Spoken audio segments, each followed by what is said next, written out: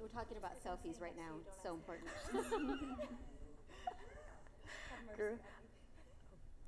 Good afternoon. I am Triana Garcia from the Islander Cultural Alliance.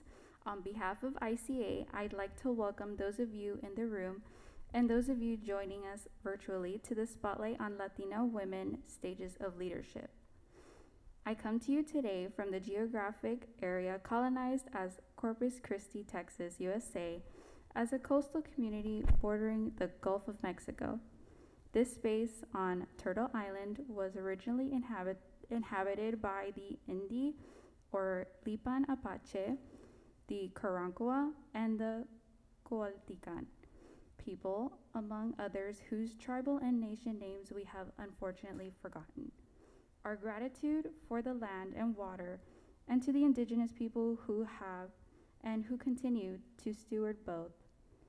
May we all commit today to eradicate the erasure of indigenous cultures wherever we live.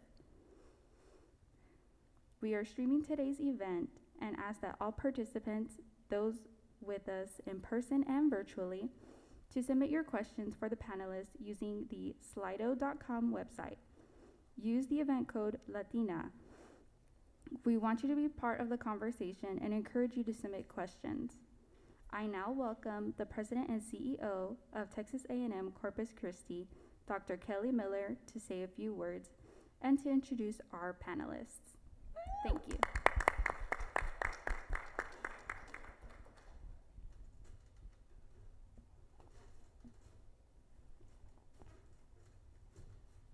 Thank you. We had to make sure that the live streaming folks would be able to ask the questions, so make sure that you got that.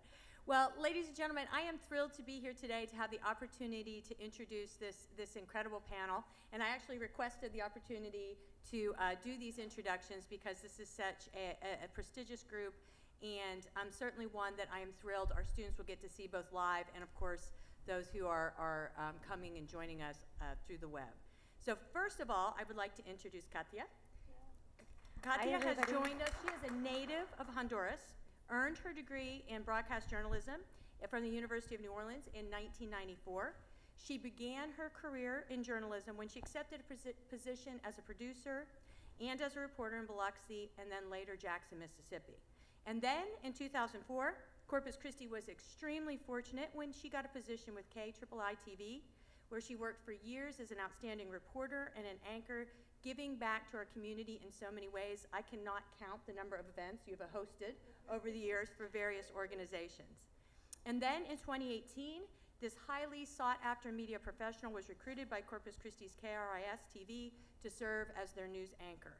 Now, this was quite a shakeup in the Corpus Christi local news world, but it speaks volumes to her incredible talent, and I am absolutely thrilled that she is still in Corpus Christi and proud to call her my friend. Next, I would like to introduce Barbie Leo. She began her media career in radio as a very successful radio host and personality.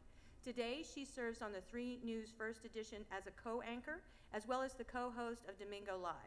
Now, many of you may have known that she served in that co-host role for many years, actually since 2005, and this makes her the longest-serving female host since its inception in 1964. Whoop, whoop. It's not surprising then that Barbie was named one of the most influential Hispanics in South Texas by the American GI Forum. She's won many other important awards, but really none more important than Outstanding Islander. She is an alum of A&M-Corpus Christi, and she is an extremely special alum to this president, as she was one of my very first students when I began teaching. We were both a lot younger then, although she hasn't aged in all these years, but Barbie is a wonderful supporter of our university and a great friend, and so thank you for being here today. Next, moving to the end, we have Savannah Garza. Savannah holds a degree in graphic design from St. Ed's University in Austin. Fortunately for us, she traded the capital of Texas for the capital of the coast and joined our downtown management district in 2019. Now, some say this was her destiny because she once worked as an intern designing for Whataburger, so she was destined to one day design in Corpus Christi, the hometown of Whataburger. But it was, whether it's destiny or whether it's great fortune, we are so happy to have her here. She is actually located in our new downtown building, and she is helping to grow the creative community in the Coastal Bend. So thank you for being here. And last but certainly not least, we have with us Victoria Hinojosa. Victoria is crowned Miss Texas USA 2021 on September 4th, so just newly crowned. Yep. She hails from McAllen, Texas, where she earned a bachelor's degree in mass communication and journalism from the other A&M school in College Station. And all these are both very impressive accomplishments. A third and equally impressive accomplishment is that she started her own foundation, Victorious Angels, which is a foundation dedicated to promoting student success by providing students with school supplies. So all four of our panelists are incredibly accomplished, and we're so grateful to have them here. So let's give them one more round of applause. And I also have the privilege of introducing our moderator, who is quite impressive in her own right. Dr. Lisa Perez currently serves as the Assistant Vice President for Student Life here at A&M-Corpus Christi. And she received her doctorate in educational leadership from the Island University in 2016. And I mention this because her dissertation topic was about mentoring experiences for Latina student affairs administrators. And although today we're talking about a much broader topic than just student affair administrators, we are talking about something very important, and that is from learning from the wisdom of others and having an opportunity to gain knowledge from the experience of these incredible Latina women who have come to join us today. So, you've heard me babble long enough. I am going to turn it over to Lisa and allow you to listen to our guest speakers. Thank you. Thank you, Dr. Miller. We really appreciate those remarks. And as she said, this Latina Spotlight is on you all, right? We want to learn about you and how you've gotten to the positions that you're in and so forth. We are providing this program as part of one of our Hispanic Heritage Month programs, Spotlight on Latina Stages of Leadership, right? But before I get started, one of the things that we hear about a lot is how do you identify, right? Because in the Latina culture, the Hispanic culture is so diverse. Katia, you're from Honduras. Some of us from Texas and so forth. I'm just curious, and I'm sure a lot of us here are curious to know too, how do you identify? Latina, Mexican American, Hispanic, anybody? Because I'm an immigrant, I'm not even first generation. We came to the United States, my mom and I did when I was 10. I consider myself Latina, but I had this question posed to me by my sister-in-law, who is Anglo. And she said to me, she'd asked me the difference between being Hispanic, Latina, and so many different things. And I went, well, I was 20 at the time. I said, I don't know. I said, I'm just Latina. Yeah. I'm from Latin America, Right. And so, but coming here to the U.S., and we have such a rich a group of Latinos and Puerto Ricans, and it's, so how does everybody else identify themselves? I identify myself as Latina. Latina. Myself, Mexican American. I grew up, my mom is from Mexico, my dad is from the Valley. I was born in McAllen, where she's from, so I'm excited. So I was raised with those Mexican values and all of the traditions, all of the superstitions, and I'm passing them on to my daughter, the sana colita de rana, and el cucuy, all those things, and I mean, it's still instilled. So yes, definitely Mexican American. Gotcha. I'd have to say very similar to Barbie, Mexican American. My parents and my grandparents really instilled a lot of those Mexican traditions in me, and I think that, Latina or Mexican American, both good by me. Gotcha.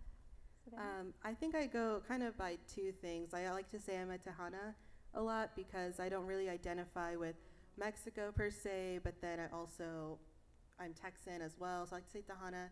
When I was in college, a lot of people were exploring the term Latinx, and I really liked that term because the X implies that, Latino, Latina, when you say Latino, it's referring to everyone, but then the O is so masculine.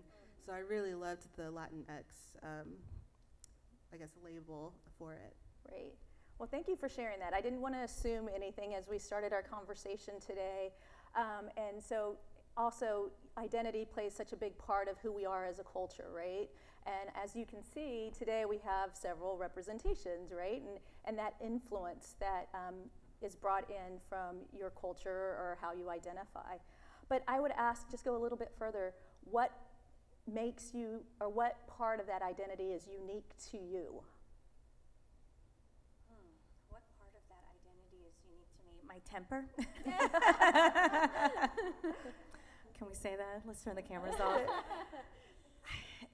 You know, I feel like being Latina means being, I don't want to say loud, because when my family we're loud at a party, but outspoken, you know, but also carrying a lot of Honduran, like music. When I hear music, I just feel it in my body, especially if it's, you know, merengue, cumbia, or something like that.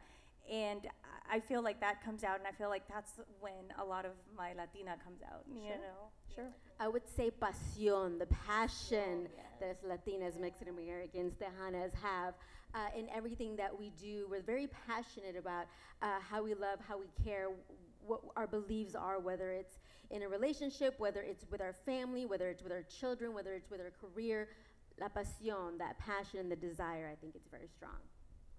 I'd have to say I'm really big with my family. I think as a Latina, I have a really big family. My mom is one of 9, and I have, I think, 73, my grandmother has 73 grandchildren, so I think my family just plays a big role of who I am. They're so supportive in everything I do, and I'm really proud to have that, you know, strong, big Latin family. Familia is a big part of it, yes, very much. And Victoria's mom is joining us in the crowd today, so thank you for coming. Reminds me very much of my mom, too. When I was working on my dissertation and having to do interviews, she traveled with me. So familia is a very strong part of our culture. So thank you for sharing that. Savannah, is there anything you would like to add? Yeah, I also agree. Family is probably the biggest aspect for me, especially moving. That was a really big deal for my family. None of them have left Austin. So when I moved 3 hours, that was just so wild to them. Right. But I mean, even whenever it comes to my best friends and my coworkers, colleagues, I like to kind of see all of them as family and treat them the way I would want to be treated, with that respect and that trust. Mm-hmm. So I agree with Barbie. Like, we kind of carry that passion for our family everywhere we go. Gotcha. Well, great. Thank you so much for sharing that. So the spotlight today is supposed to be on stages of leadership, and we're going to get to that, right? As you can see, we have various individuals here, and you're at different parts of your leadership journey, right? Some of you in the field longer than others, some of you just beginning out, and so forth. But what brought you to this career that you're in? We heard a little bit of your bio, right? And obviously you're in leadership positions. If you realize that or not, people see you as leaders. What was that inspiration that brought you to where you are today? Could you share a little bit about that? We'll start with Victoria. Prior to competing at Miss Texas USA, I'd competed in other pageants before, but you know, I'd never really known what exactly I wanted to use my voice for, or what I wanted to use my platform for. And I think that going into Miss Texas USA, there was a lot of faith and a lot of prayer and time to really think about what I wanted to do as Miss Texas USA, because you're given this large platform where you're able to really reach a lot of people. And I think that I knew, you know, what better way, being from a border town, than to really teach children the importance of embracing diversity, embracing our differences, and really just appreciating others' cultures. I think that sometimes we forget to teach our children this, you know, this big lesson. And when I moved to a bigger city, when I moved to College Station, I was kind of hit with like this kind of a culture shock, because I'd never been exposed to that many different cultures. And you know, as Miss Texas USA, this is what I've done. I've been lucky enough to be able to speak to a lot of children, elementary school children, on the importance of just looking at everybody beside you and saying, you know what, I'm beautiful and she's beautiful too. We all have our differences, and I think that, you know, becoming a leader, like you said, I just started my leadership journey, but this has been one of the most important messages that I've been able to share. Great, thank you so much. Savannah, how about you? You're still young in your career as well too. What was that inspiration for you? Yeah, so I've always been a creative growing up. I knew I wanted to do something art related. You know, I remember when I was like 5 years old, my mom, you know, your parents ask you, what do you want to be when you grow up? And I told her I want to be an artist. And she was like, I don't think that's real. Like, I don't think you can actually do that. And so ever since then, I was just so curious about like what kind of jobs can I do as a creative. And then throughout my schooling, I just experimented with so many different things. And what really stuck in high school was newspaper. And then I was editor-in-chief, so I got to do a lot of different layout design, photography, writing. I really enjoyed that visual storytelling. So then going into college, I felt like I was able to advance a lot quicker because I had that background already. And then moving here, I felt like in Austin, my culture wasn't really reflected very much. And then I would visit Corpus Christi because my boyfriend lives here, so that's the reason, big reason why I'm here. But I fell in love with the city. I had no idea that my culture was so instilled into a city until I started visiting Corpus, and it quickly felt like home for me. So I left Austin with no plan. I just quit my job, my tech job that was stable, and I was like, I'm just gonna move here, things are gonna work out. And so a week before I left Austin, I found the job at the Downtown Management District because I'd been following them on Instagram, and everything just fell into place. It was meant to be. My mom was really happy. I had a job by the time I moved. Yes. That's right. Good deal. Now, you two have been in the field a little bit longer, right? I feel that representation is key. Growing up, I didn't see a lot of Latinas on TV, and I definitely didn't hear a lot of Latinas on the radio. Being here at the university, I double majored in criminal justice and communications, but my favorite was communications because my favorite professor was there, seriously. With communications, I could just be myself, and I was having fun, and I loved every aspect of it, and I really wanted to do something for the Hispanic community. Growing up here in South Texas, it was very important to me when I would go to school. If I was doing a project or if I was talking or speaking to anybody, whether it be a teacher, a friend, I would always say my words in Spanish. You know, if they came up in Spanish, I would pronounce them correctly, and sometimes I would be teased about it, or I would be teased the fact that I love my Tejano music or, you know, about my culture, and I just never felt that that was right. Why? There's nothing wrong with where I come from and who I am. So it was very important for me to be a voice for others and for them to actually have someone to look up to, I felt. So when I started radio, and in the beginning it was just fun, and I was out there, and I love being out with my community. But when the little kids started coming up to me and saying certain words that I would say on the radio, like at the very end I would always say tan tan, and so they would always ask me, what do you mean tan tan? Oh, it's over, like ta-da, like that, you know. So I would teach them little words here and there, and I started doing the Mingo show, and I was even more out in the community with the Hispanic community. But those little kids do it for me. You know, when they look up to you, when they come up to you and ask you about a song maybe they heard on the radio that they like now, and now their parents and them can actually listen to the same radio station or things like that, or watch the same show on TV because they both like it, that means a lot because they're represented. They can see themselves on TV, and that is so important. Or they can hear themselves on the radio. Or it's very important. I just feel representation is very important, especially to little kids growing up. They can see that, and they can think, you know, I can do that too. I can be there too. So, yeah. So we had some questions prepared, but we also have individuals out in the audience or maybe even online who are submitting questions. So I'm going to turn to one of those. And one of the questions that has come up is, why is it important for Latinas to have mentors? And who are some of your mentors? Savannah, you want to start? I'll go first, yeah. I think it's really important, especially for someone like me, like my family. They didn't go to college. That was never something that was presented to them as an idea. They weren't supported in that. And so, you know, I feel like for a lot of us, we're navigating so many things in our life for the first time and can't necessarily go, you know, we can go to our mom for most things, but there are some things that our parents don't understand that we've had to go through. And so as far as a mentor that I really look up to, it's my boss, Alyssa Mason. She's such a trailblazer in this community. If you don't know her, you will eventually. She's the executive director. She's an Islander alum, yes. All the alums. Yeah, Oh yeah, she is an Islander alum. She was in the first class at A&M. But, you know, I just see how hard she works, especially as a Latina woman. She's young. She's the first in her family to go to college as well. And I think she's breaking so many barriers within her family. And so whenever we have like one-on-one time, I learned so much from her. I learned so much from her experiences navigating leadership roles in really difficult conversations or experiences and cutting through red tape. So I think it's really important to find a mentor. Victoria? So my grandfather, Congressman Ruben Hinojosa, has been somebody who's just been a really big influence on my life and somebody who encouraged me to use my voice to make a difference, especially in our community. One of the biggest things that he did was Title V. He was also responsible for founding the first community college in South Texas, and I think that he was just a really big advocate for minorities and helping minorities throughout their educational careers. And I think that he was just somebody who I saw him in everything that he did for our community, and it just really encouraged me to want to do something similar. Sure. So mentoring, as Dr. Miller mentioned, was something that I studied quite a bit, right, with student affairs. And I'm going to go down this road just a little bit since the question was brought up by someone in the audience. But mentoring for you, I know you've shared a couple of individuals who have been mentors, but did you find those to be formal mentors, or would you consider them by accident, or more through, informal ways? Katia, or?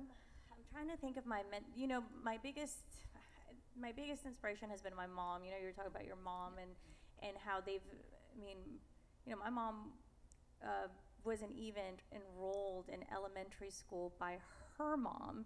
She was actually enrolled by a little girl that saw her out, and she's like, why aren't you in school? Went to her mom and said, you need to enroll this little girl into school. And my grandmother said, why? So she can learn to write love letters to boys? Oh. This is my mom, my grandmother. So you've got my grandmother, my mom, and then you have me, and that's just 3 generations, right? But she has been my biggest influence all she knew is that we came to this country, and my brother and I had to make something out of ourselves. We had to be successful, right? And so her work ethic, not knowing the language, not knowing the culture, we needed to assimilate into the culture. So it's, such a different experience for us. She learned English through her job. Nail. She's an esthetician. So nail, skin, hair, And so she's been my mentor and my biggest influence. Even though she doesn't know about the news business, she just knew that I had to go for it, And it didn't matter what it was like. Just you got to keep going, go. So she was deferred mentor by family for me. Family the same for me.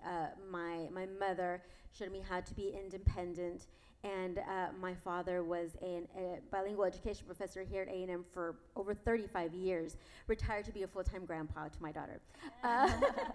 But he instilled education. Education was extremely important in my house. You don't do anything else until you do your homework first. It was all about that, and so together, I had those mentors at home.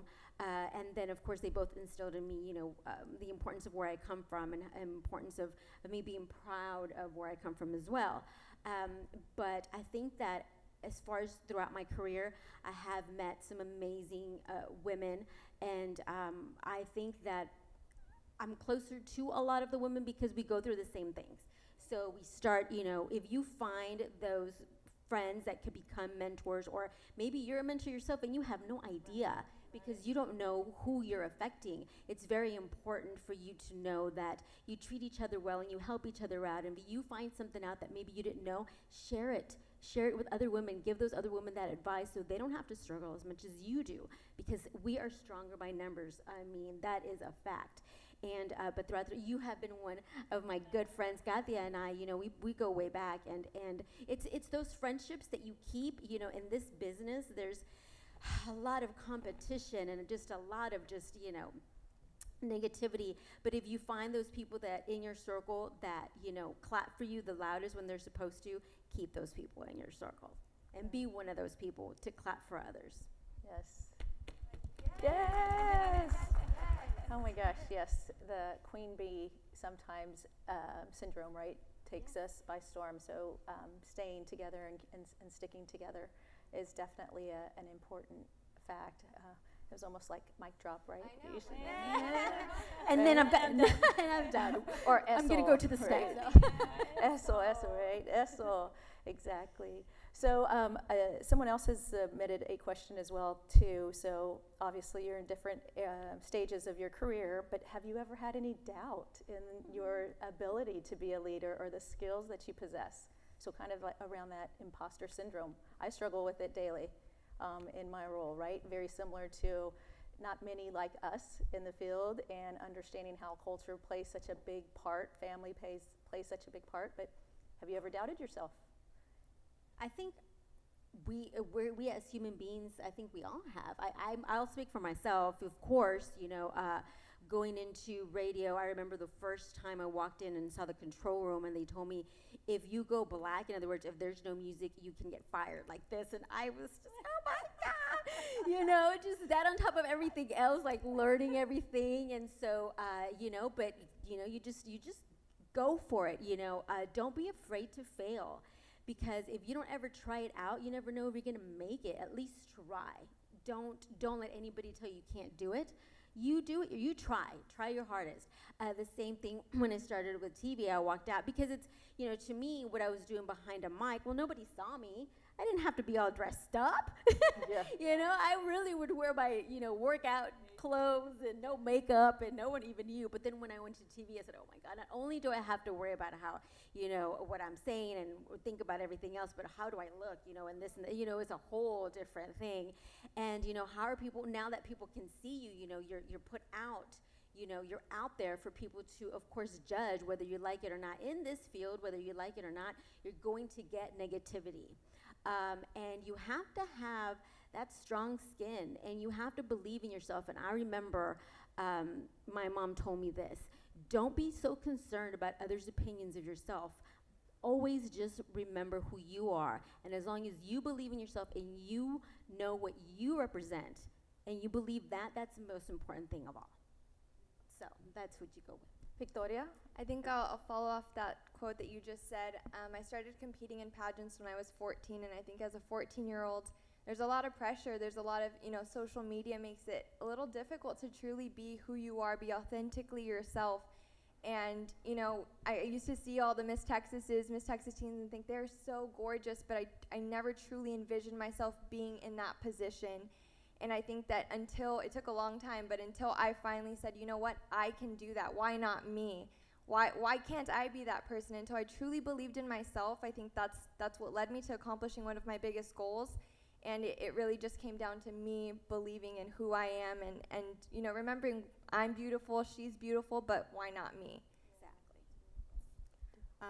So I think that a time when I had a lot of doubt was when I graduated college, because I just graduated. I didn't really have the same connections seasoned creatives did, especially in Austin. I mean, the tech industry in Austin is so competitive, and the creative industry as well. And so I remember I did an internship with like my dream agency, McGarrett Jesse, who does the Whataburger advertising. And I remember I was like, oh, they have to hire me after this. Like, I was an awesome intern, and then I didn't get hired. And so after that, my family had gone through a lot of financial troubles living in Austin. It was just getting really expensive. And so that really tested my, determination to survive. I ended up just doing a job with Instacart, just doing whatever I could to help my family and make money. And so I felt really low at that point because I had gone to college. I was such a great student. I saw kids who didn't work as hard as I did and they got jobs so easily. And so that was a really difficult time for me. And I convinced myself that was my fate, was I wasn't gonna get a creative job. And so I just kept trekking through, doing what I needed to do to survive, to have money. And then eventually things did fall into place, because you can't give up on what you're doing, even if you are having imposter syndrome or you're not in the best place in life. I always say your worst day only has 24 hours. And so that helps me a lot get through days where I have doubt. I love that. That is a good one, yeah. I think I started my career as an imposter, and I'll tell you why. I love what you said though about you have so much faith. You have to have faith. I really, truly wholeheartedly believe that the reason that I'm here is because of Jesus Christ, God himself, the Trinity, that faith is the reason that, I'm here, and that we're even in this country.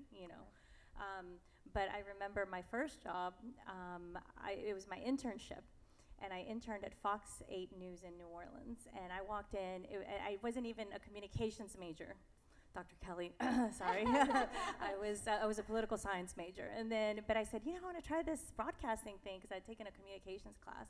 So I went into Fox 8, and I walked in like, I'm going to be a reporter, I'm going to be an anchor one day. And then they said, do you know how to write? I was like, of course I know how to write. I'm in college, I know how to write. They're like, okay, here, write this. And they gave me a copy from CNN, and they said, trim it down to 15 seconds.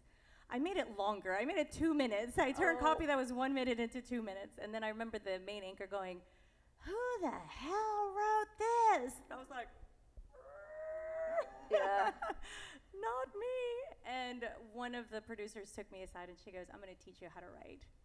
And it started that way, and I just said, I know how to do it, but I didn't know how to do it. And just putting yourself out there and failing, but learning from those failures. That's actually another question. Yeah, so failure does happen to us, right? And you said you learned from it, right? And so forth, but you've got to fail to be able to continue on, right? And learn from those things. There are a couple of people who are interested in knowing about those kind of failures that you've had. And how you overcame them. So is there a story that you could share that you thought, I am never going to do that again? And obviously, Katia, you just shared that aspect of it, but is there anybody else who would like to share? Maybe, Barbie, you've been on radio, TV. Surely there's been a blooper here or there. Well, yes. I remember when I first started, giving away taquitos and newspapers 3 days out of the week. And I had never been on the air before. And they gave me the opportunity to come on the air and speak for maybe 30 seconds, maybe twice an hour or 3 times an hour. And I remember we had this brand new, station vehicle with lights and whistles and all kinds of things and stuff. And so, here I am trying to figure out how to turn on my mic. So when I would come on, like half of the stuff I would say was on and the other half wasn't on. I mean, it was a mess. And so I really, I failed plenty of times before I actually got it. So yes, but I went from giving away newspapers and taquitos to, continuing to work hard and try to learn as much as I could there at the radio station, production and how to write commercials and how to, public relations. I started doing that, and none of those things started with something that I knew how to do. I mean, I was never successful the first try. I just kept on trying, until I got it right. Right. Or So- kind of. Savannah, in your design work, has there, in your creative space, something that you might share with us?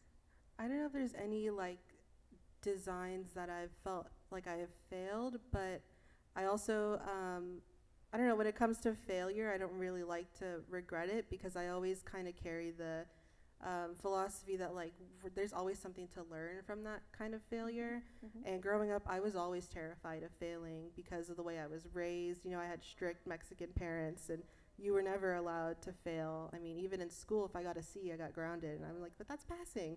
Yeah. That guilt factor, right? Yeah, that oh guilt my gosh. factor. And then Spank me instead. yeah, exactly. But I mean, I was scared of failing in that way, and then I saw that my parents, they didn't get to go to college, and a lot there was people in my family who had teen pregnancies, and so I was always scared of failing because in my eyes that wasn't the fate that I wanted or the future I wanted, and so I always grew up being the goody two shoe. And so now that I'm older, I'm realizing it's okay to fail because you have to learn from those experiences. You can never be the perfect do-gooder all the time. You just have to kind of allow yourself to take that chance. And it's not easy to fail. I mean, you don't want to, right? I mean, it hurts. It's embarrassing. It's vulnerable.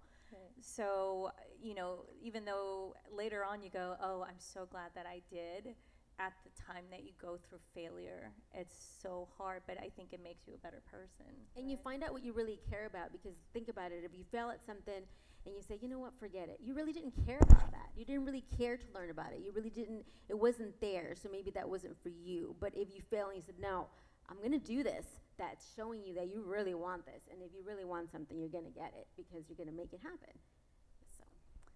For me, I think my mindset didn't always align with my goals throughout high school and college. You know, I didn't get into A&M my first go around. I went to Berlin Junior College, and then I later got into A&M. And, you know, I didn't work hard for it. And so I learned, you know, everything in life, you've got to work hard for it. You have to put in that dedication to it. And if you want something, I believe you can make it happen with the hard work and dedication. Yep. Great. Well, thank you so much for sharing that. Switching gears just a little bit. Question came in to Slido, so thank you for submitting. Keep them coming. How do you advocate, Victoria? You're in, you know, public eye. All of y'all are in the public eye, actually. But how do you advocate for yourself and make the ask when you see that others might be getting paid more than you, or get that opportunity before you, and so forth? Yeah, we get it. We've been there, right? But what do you do to advocate for yourself? You know, I have to remember what I'm worth. Even if you don't know what I'm worth, I know what I'm worth, and I think that's what counts the most. It doesn't matter, you know, we all want to get paid the most. We all want to be there, but I think that with hard work, you'll get there. And I think that letting people see, you know, she's doing what she needs to do and she's getting her work done. Eventually, I think our time will come. As a woman, of course, I'm all about encouraging us to keep continuing climbing up the ladder and breaking glass ceilings, but I think that we have to remember just to continue to work hard, really, and advocate for that. That's yeah. Is there anything else? I think you said what you shared is great, but is there anything else you want to share? I think the first time that I started really advocating for myself in work was when I made the move from Channel 3 to Chris 6. And it was hard. It was hard because it was a high-profile position. Mm-hmm. It was something that hadn't been done in a really long time, and never by a female. It had been done by men. And I was a single mom at the time, recently divorced. So I had a lot on my plate. If it didn't work out, I didn't know what was going to happen. You know, but honestly, I put all of that behind me, and I said, I'm going to go for this. And making the ask of what you know what you're worth, right? And trying to get that from, or trying to show that, right? And it's not easy. It's not easy, especially what I was taught, más calladita, más bonita, right? Translation. Which means the quieter you are, the prettier you look. So I come from a world of, you know, it wasn't a negotiating world. So right. I'm going to be 46 next month. And it's just taken me in the last couple of years to learn how to be in a room with men, typically, and say, nope, this is what I want because of this is what I'm valued, and let's negotiate. And, you know, I mean, Dr. Kelly is, I admire, you know, you're the president of a university, you deal with contracts, you deal with so many different peoples, and it's so hard to have a conversation like that. But, you know, I read a lot of books, I talked to a lot of people, I talked to a lot of attorneys, and I leaned on people to try to get that strength, and a lot of it was imposter syndrome, you know, going in there and just, you know, inside I was dying. But, you know, you just have to, you are your biggest advocate. No one is gonna advocate for you better than you because you know yourself, so. Yeah. I think a very important part that you just said there is the culture, right, of Más calladita, más bonita. yes, within Mexican American families or Latina families, that's not our place, right? And you know, overcoming that mentality when it's not how our family expects us to be, right? Going against the norm of our culture. And it seems like it's like that in some cultures and it's not in others, because I've known Barbie for 17 years, and Barbie has been fierce, outspoken. Barbie's the one that's like, get in there, you need to say this, you need to say that.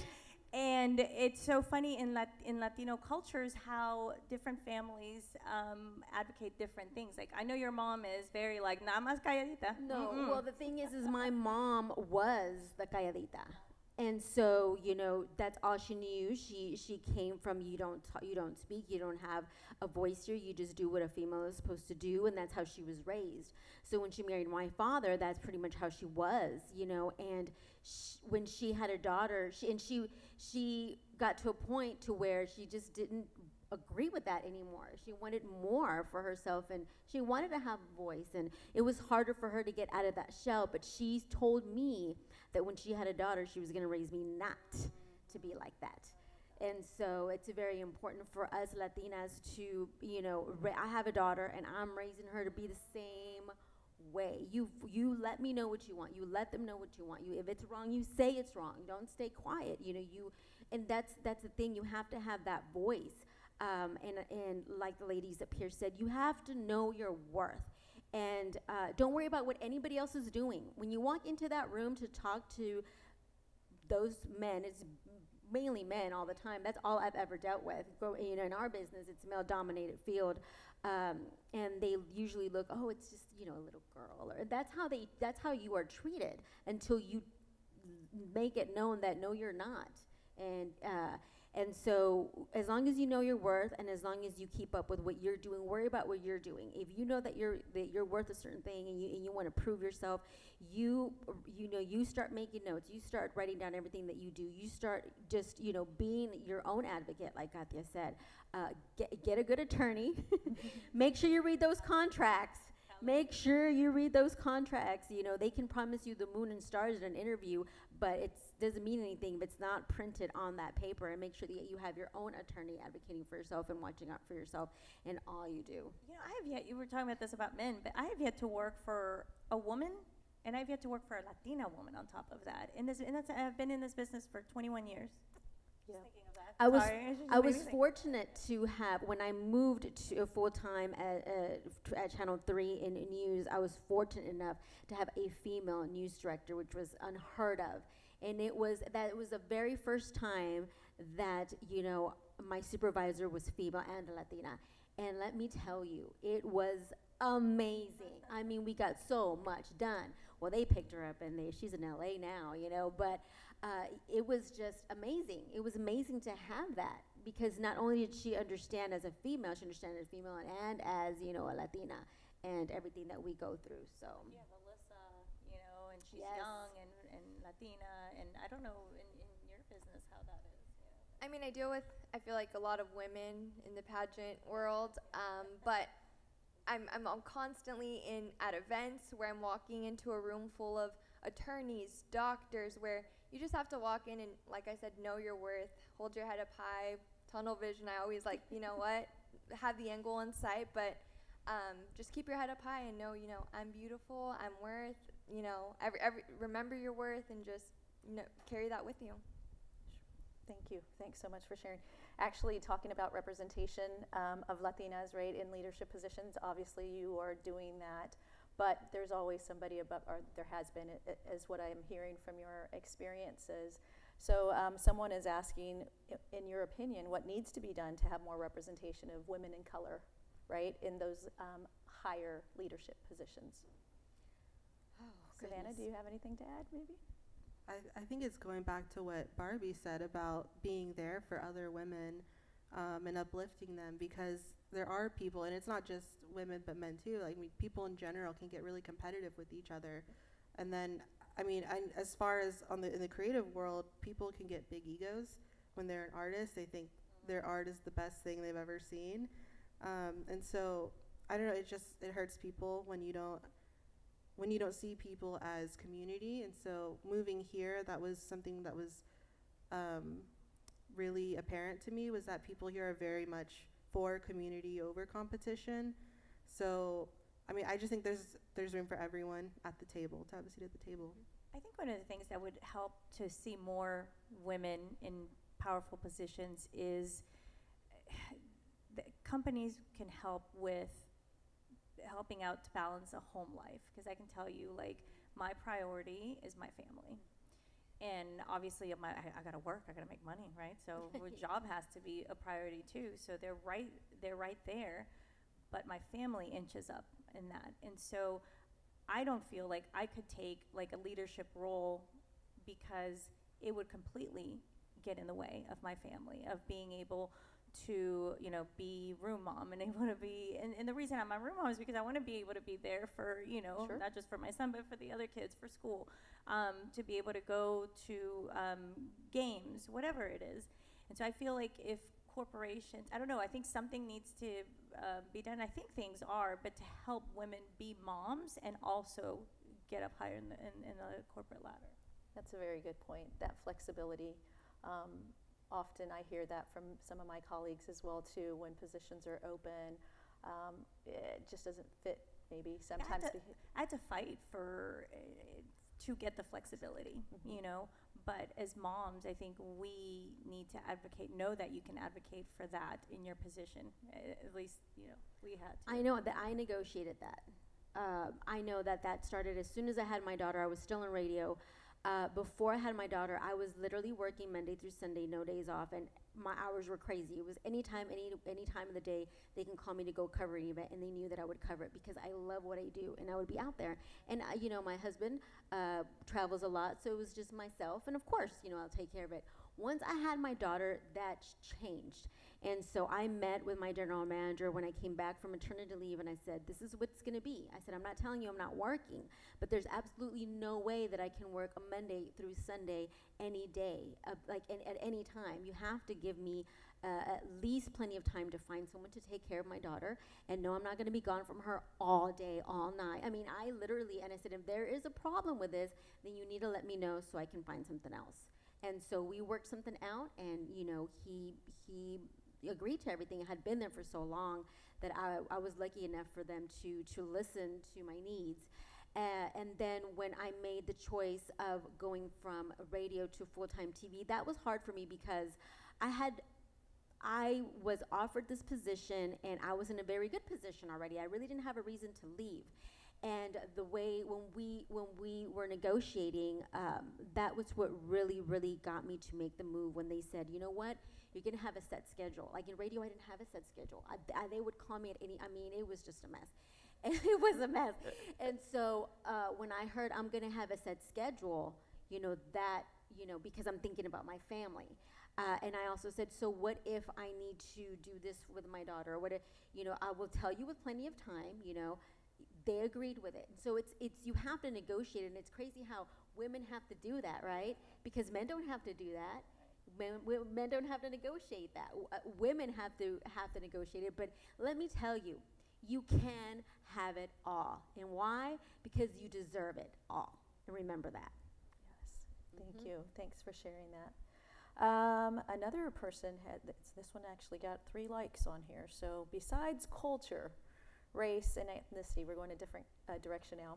What makes a Latina? Besides the culture, the race, and ethnicity. Besides the culture, race, and ethnicity. What makes a Latina?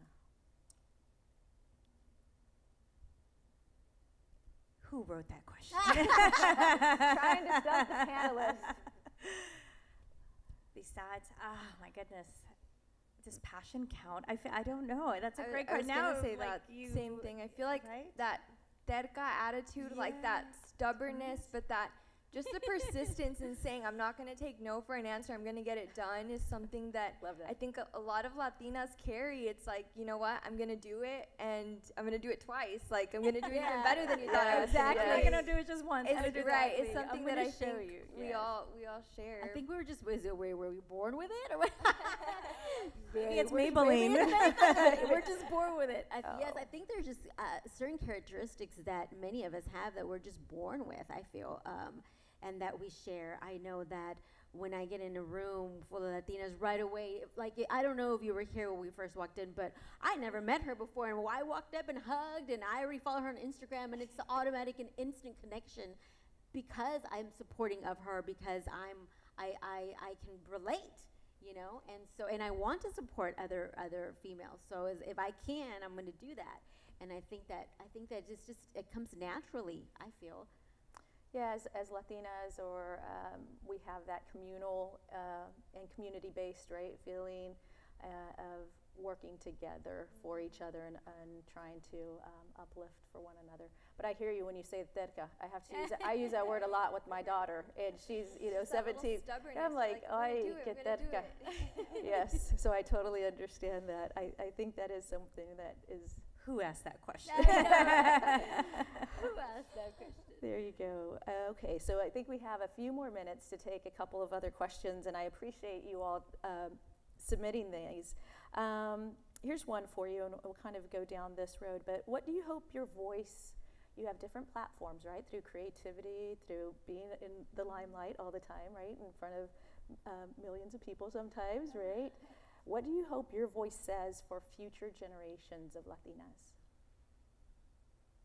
What I just said earlier, I know that there's one looking at me every single day, my little girl, you know, and I want her to know that recently I had one of our news reporters come in and tell me and sit down and say, you know, that someone told her that she had to choose whether she wants a career or a family because there's no way that she's going to be able to have. Told her that? Yes, let me tell you. And I said, sit down right here, mija. Prove You her know, wrong. Sit down right here, mija, and pull it up real close because let me tell you, you know, you can do it, you know.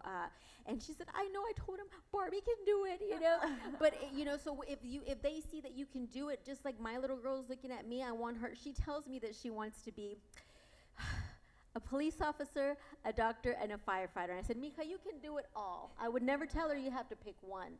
And that's what I tell when I do go visit schools, and I always tell them, don't put all your apples in one basket. You know, I'm sure that you love lots of things. Do it. Do as much as you can. You know, you can't. I was in radio and TV, you know, before I was just TV full time, you know, because I loved it both. You know, if I liked something else, I probably would have done something else too. Don't put all of your apples in a basket, or don't put all, what is it, eggs or apples, whatever it is. I like apples better than eggs, so I'm gonna say apples. And so make sure that you can do as much as you can, but don't let someone tell you that you cannot have it all. Yes, you can as a female, and in any race, I don't care what you are, have it all. You can have the career you want. You can't be a good mother. You can be a good wife. You know, you can do those things. You can. It takes a village and some good friends, but you can do it. It definitely can be done. So if anything that I would want them to take is that they can have it. Whatever it is that they want to do in life, you can do it. You can do it. Great. I think that kind of speaks also to another question of advice, right, that you would give to fellow students who are graduating, specifically in communications, right? So I want a little bit more advice about that part of it. So a student wrote, being a comm major and Hispanic, which are both very common in the coastal bend, right? What's that piece of advice you would give to that person? Obviously, we've already heard there's competition. Mm-hmm. You've got to go all out. But besides, you know, you can do it. Well, you've got a great advantage already. Yes. I think you have a great advantage as being Latina and going into communications. And if you speak Spanish, if you speak another language, I mean, that right there opens up a whole other world, you know. So I think that you have a lot of success coming your way as long as you just know what you want, what your end goal, and then make a plan on how you want to get there. The plan is going to go like this. Probably, it never goes like this. It never goes like this. But as long as you know what it is that you want, I think that being Latina and a woman right now is a great time, especially in media. Okay. I would say, adding to that, be yourself in whatever it is that you do, behind the mic, in front of the camera, behind the camera, whatever it is that you need to do. Yes, I'm sure you have mentors and people that you look up to and watch them and see how they work, but at the end of the day, be yourself, because that's what's going to shine. That's what's going to get you where you want to be, and be consistent. Consistency is very important for your supervisor, for your coworkers, for everything, you know, and I think so. Consistency, and of course, be yourself, I would say. I think learning how to recognize opportunities. Once you learn, you know, you only have a certain window of opportunities, and learning how to really just have that vision in sight and using those opportunities to get there is something that took a long time for me to do. But now that as Miss Texas, it's like, hey, I have this opportunity to make a difference. Let's do it. So. Yeah, I agree with that. I think you have to manifest what you want. And then something else I would constantly tell myself in college, you know, I did a lot of internships when I was in college. And so something that I always say is do things that scare you. And, you know, interning for Whataburger, that scared me. That was my first internship, and I was 19. I was the youngest intern they ever had. It scared the heck out of me. And I continued to do things that scared the heck out of me. And I feel like that paid off. Right. Well, ladies, thank you so much for joining us today. We've come to that time, but we're going to give the audience the opportunity to engage with you. We have some refreshments here today for you all. We want to ensure that you take advantage to maybe ask questions of them one-on-one, or just get to meet or take pictures. We have Miss Texas USA here. I know. Right? Take pictures. I was hoping you'd follow bring on your crown. I'm Instagram. just saying. Yeah, can you wear the crown sash. too? I Try want the sash. the tiara. I want the whole look. Yes. But, you know, an opportunity to maybe ask a little bit more directed questions with them. We have that opportunity for you here today. And although Hispanic Heritage Month is coming to an end, we like to celebrate all year long here on our campus. And so I would encourage you all to take advantage of the other events that we have throughout the year. More specifically, we have an event on October 22nd. At the Performing Arts Center. Our Mariachi de la Isla is having Alcorta's Ballet Folklorico come do. Yes. Oh, is she? Okay, so we'll get to see her. Yes. So they'll be doing a folklorico performance at the Performing Arts Center. So we encourage you to do that, and/or check out iEngage. That's my little plug there, where we post all of our events here on campus. Again, thank you. Let's give a round of applause for our panelists.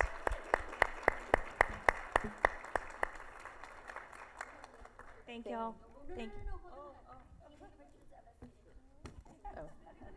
I was like, I don't know if this camera is. Like you were working, girls. Like you were working. oh, okay.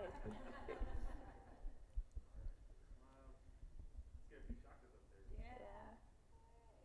They're going to want to get their thumbs up too for Giga, right? Yes, right? They don't want to sell out. Quite a